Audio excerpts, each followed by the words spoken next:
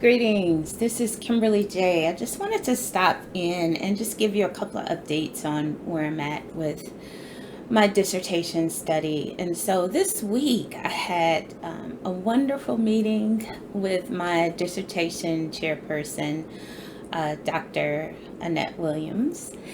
Um, because I really wanted to connect. As I mentioned in a couple of videos before, this is my very first time doing any type of research like this to this extent or this magnitude. And so having direction and guidance and assistance in terms of like, okay, well, what's next? And as I'm gathering all of this very rich and therapeutic data, what do I do with it? How do I begin the process of really analyzing it?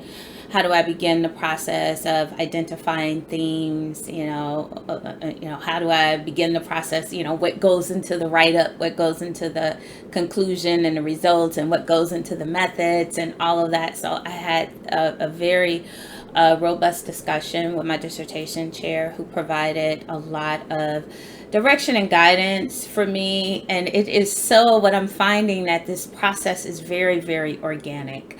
And what I mean by that is that you kind of you're creating the process as you're going along. And so it is like extremely if you are a very linear or a left brain person, and sometimes I am, which is the reason why I'm just kind of like sometimes I feel like a fish out of water, but then other times I really do lean into spirit and intuition. And so I'm finding that this project is a good integration of both, because I have to be open enough and surrendering and be inquisitive enough to just kind of be in the flow.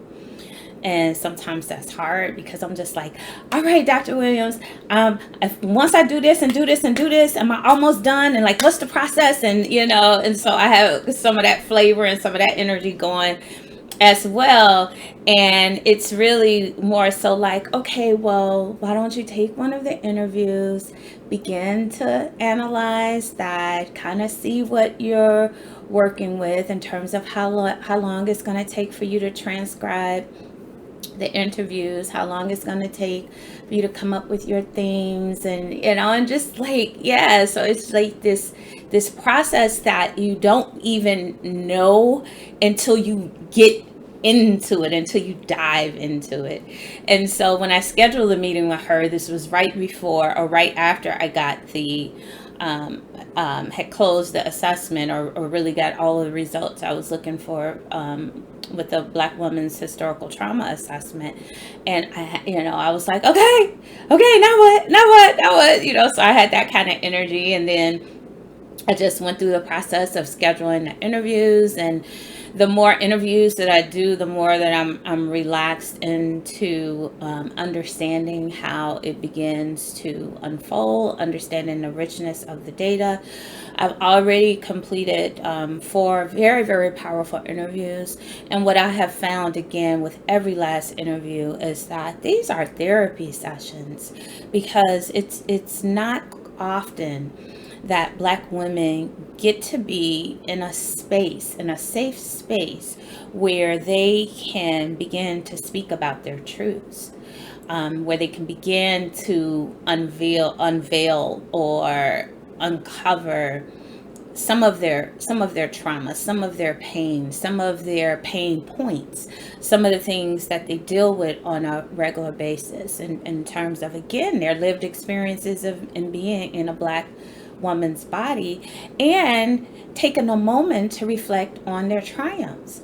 So a lot of times, as we thrive, and as we grow, and as we evolve, and as we show up in the world for ourselves, a lot of times we don't even applaud that. It just becomes like, well, yeah, this is what I had to do, and I had to do this for my kids, and I had to do this.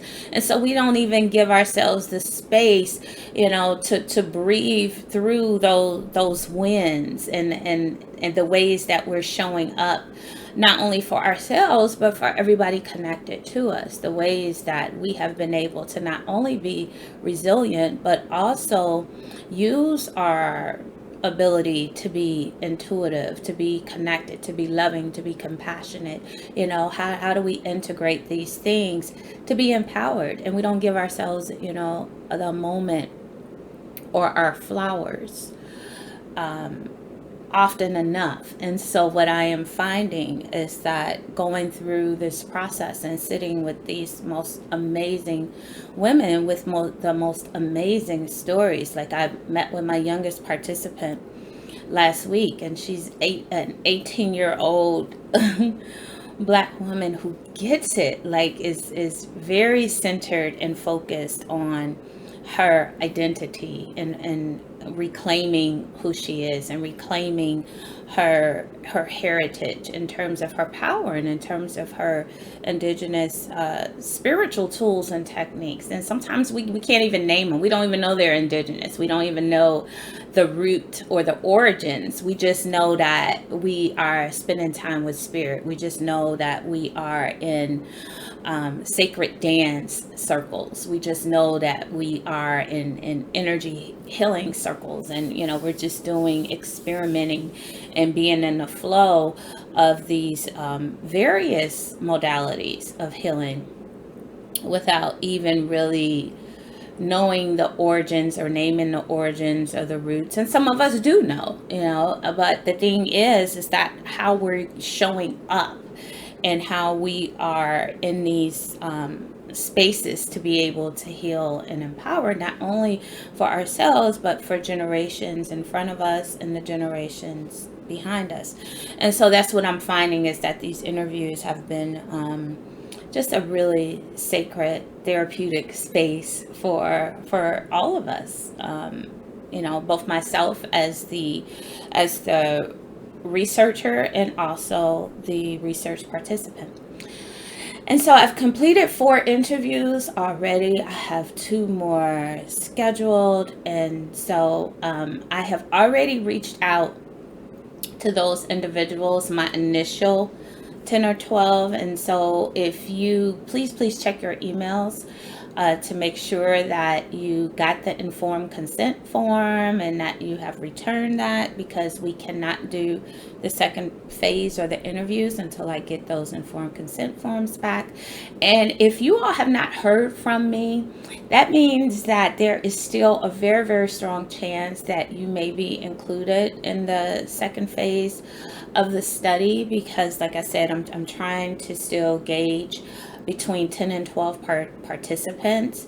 And I'm also still trying to, sorry about that, I didn't turn that off.